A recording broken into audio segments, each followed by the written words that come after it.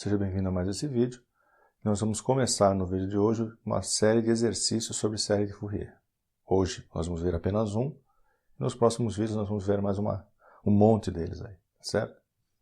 Antes de começar o vídeo, eu vou pedir a você que se inscreva no canal, deixe aí o seu joinha e o seu comentário que ajuda a divulgar, certo?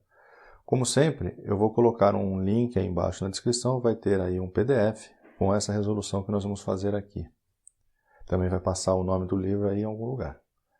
O livro que nós estamos adotando de onde eu estou tirando os exercícios, tá certo?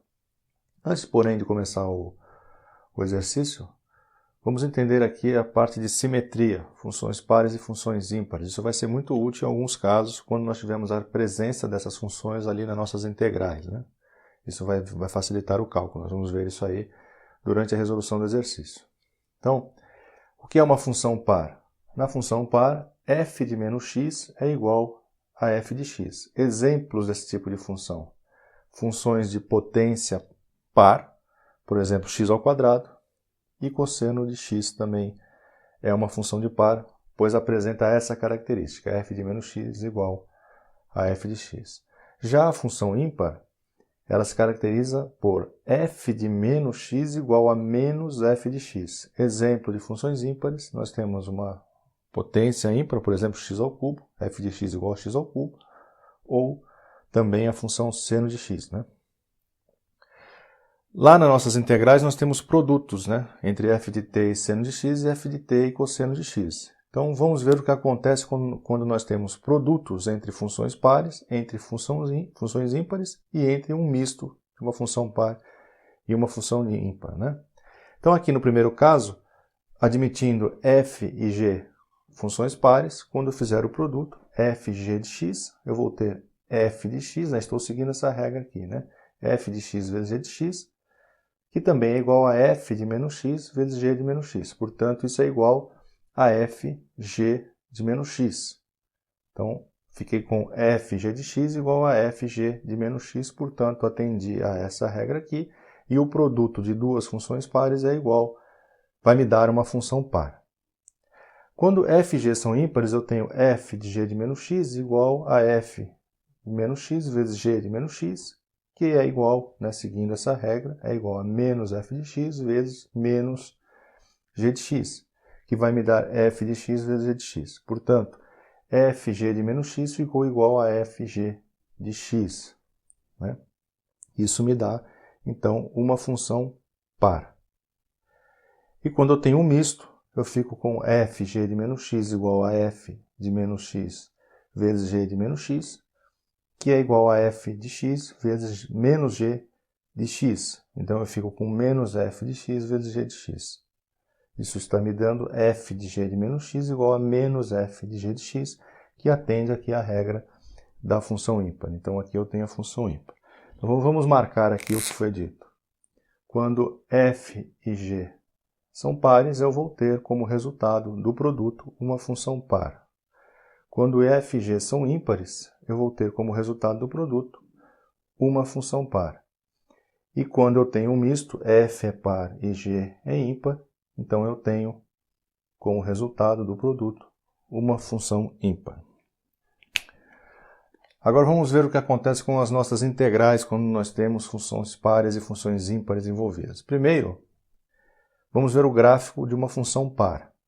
O que caracteriza o gráfico de uma função par? Ela é simétrica em relação ao eixo vertical. Então eu tenho aqui uma função par, né, onde o f de menos L é igual ao f de L. Né, eu tenho o mesmo valor da função aqui. E veja que essa área do lado direito, sobre a curva, né, é igual à área que eu tenho sobre a curva no lado esquerdo, devido ao efeito aí de simetria. Então, a função par, eu vou ter um gráfico com essa característica, simetria em relação ao eixo vertical. E a área do lado direito vai ser igual à área do lado esquerdo. Então, o que acontece quando eu vou calcular a área no intervalo de menos L a L, ou seja, a integral definida de menos L a L, significa que eu posso calcular a integral de metade do intervalo e multiplicar por 2, e eu vou ter o mesmo resultado que se eu estivesse calculando a área em todo o intervalo. É isso que está dizendo aqui. a integral definida de menos L a L de f de x dx é igual a 2 vezes a integral de 0 a L de f de x dx. Né? A área total aqui é igual a metade da área multiplicado por 2, é isso, né? Então, isso é uma característica de uma função par quando eu estiver integrando. Eu posso fazer isso. Uma função ímpar, ela já se caracteriza pela simetria em relação à origem, não em relação ao eixo vertical, né? Então, em relação à origem, ela vai ter essa característica de simetria com relação à origem. E essa área aqui é igual, essa área de 0 a L é igual à área de 0 a menos L, porém, eu tenho aqui sinal positivo e lá sinal negativo, portanto, quando eu calcular a integral definida de menos L a L, o resultado da integral vai ser zero, porque essa área vai se anular com aquela. Tá certo? Característica aí da função ímpar. Visto então essa parte da simetria, estamos prontos aí para resolver o nosso primeiro exercício. Então, nós temos aqui uma onda quadrada e é pedido que se determine a série compacta. Vimos lá na teoria que nós podemos expressar a série de Fourier na forma total dela ou na forma compacta, né? Ele está pedindo na forma compacta. Nós vamos ter que calcular o C0, o Cn e a fase, né, para fazer isso. Vamos ver no exercício aí. Então veja aqui o gráfico da função, perceba que existe uma simetria em relação ao eixo vertical, portanto, esse f de t aqui é uma função par.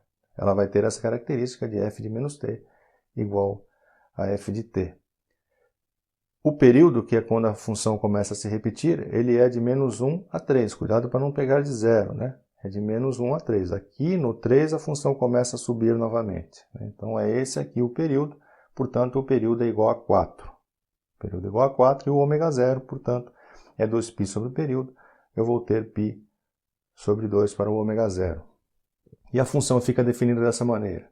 Ela é 1 se eu estiver entre menos 1 e 1. Então, aqui entre menos 1 e 1, a função está assumindo o valor 1.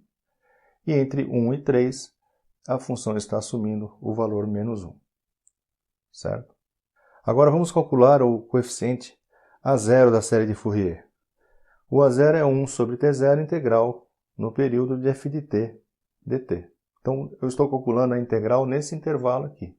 Porém, esse retângulo de cima tem a mesma área do retângulo de baixo. Então, quando eu calcular a integral disso aqui, vai ser igual a zero, né? Eu tenho uma área positiva e uma área negativa, e as áreas são as mesmas, né?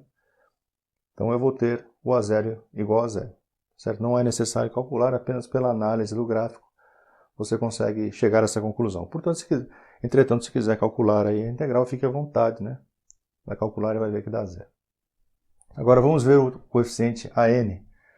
O AN é 2 sobre T0 integral no período de f de t cosseno de n ômega 0t dt. Então, nós acabamos de ver que o f de t é par e sabemos lá do último quadro que o cosseno também é uma função par. Então, eu tenho um produto entre duas funções pares, isso vai me dar uma função par. Portanto, essa função toda aqui que está sendo integrada, ela é uma função par. E essa característica possibilita que nós calculemos a integral em metade da área lá, né? Então, por exemplo, nesse quadrante aqui, onde eu estou na parte positiva, eu posso calcular a integral de 0 a 1 e multiplicar por 2 e eu obtenho a integral de menos 1 a 1. E para conseguir ali entre 1 e 3, eu posso fazer o mesmo raciocínio e calcular de 1 a 2 e multiplicar por 2, né? Então é isso que nós vamos fazer. Essa função ela é uma função simples, então não parece ser tão vantajoso, né? Porém, com funções mais complicadas, isso aqui vai ser bem útil, né? Então, a n é 2 sobre t0, 2 vezes a integral de 0 a 1, o f de t nessa porção de 0 a 1 é igual a 1. Então, 1 vezes cosseno de n ômega 0t dt. Mais a integral aqui. Porém, f de t aqui é menos 1, por isso nós temos esse menos aqui. Vou multiplicar por 2 e vou calcular de 1 a 2, 1 cosseno de n ômega 0t dt. Aqui é menos 1 e esse menos veio para fora, né? É por isso que eu tenho 1 aqui dentro e por isso que eu tenho o sinal de menos lá. Tiramos o 2 aqui de dentro do colchete, vai multiplicar com esse 2, vai ficar 4 sobre 4. O resultado da integral aqui vai ser seno de n ômega 0t dividido por n ômega 0, com os extremos de 0 a 1, menos essa integral que dá seno de n ômega 0t sobre n ômega 0 de 1 a 2. Né? Agora vamos substituir os extremos. Substituindo 1, eu vou ter seno de n π sobre 2, né? Com t igual a 1. Certo? O ômega 0 é π sobre 2, lá nós calculamos, né? Ficamos com n π sobre 2 vezes 1. Seno de n π sobre 2 dividido por n π sobre 2.